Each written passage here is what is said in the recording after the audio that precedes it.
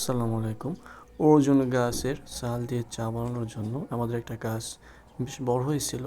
So সেটাকে আমরা কাট করতে হলো। ছায়া অত্যাধিক পরিমাণে ছায়াদের কারণে আঁশফল আর জামরুল গাছে ছায়া দিচ্ছিল।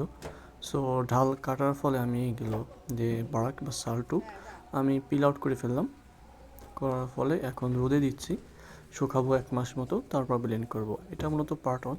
পার্ট 2-তে আমরা আসবো কীভাবে চা এ তো বানায় পাওয়া যায় না আপনাদের এখন টেস্ট বেশি। করিয়ে দেখবো আর কি। সো চা কেন এটা গাছ খাবো লাগাই দিব না অর্জুন অর্জুন গাছ গাছের ছাল মনে দিয়ে? করে দিও তো। বেশ কিছু কারণে, তার ভিতরে অন্যতম হচ্ছে এটা কোন দিকে? হার্টের জন্য বেশ উপকারী। উচ্চ রক্তচাপ কমায় আর শর্করা বেশ নিয়ন্ত্রণ করে। পাশাপাশি এটা লিভারের জন্য বেশ উপকারী। ত্বক বা চুলের জন্য উপকারী আছে। তাছাড়াও মোস্ট ইম্পর্টেন্টলি কি না এটা এটা আপনার নিয়ে আসছি। যেটা হজমে কাঠ থেকে গেছে। সাহায্য করে, কোনো গ্যাস্ট্রিকে দূর সমস্যা। করে। সো অর্জুন যেটা আছে, সালটা এখন খুব রেয়ার গাছটা, হুম? আমি এই জন্য অপচয় করতে চাই নাই।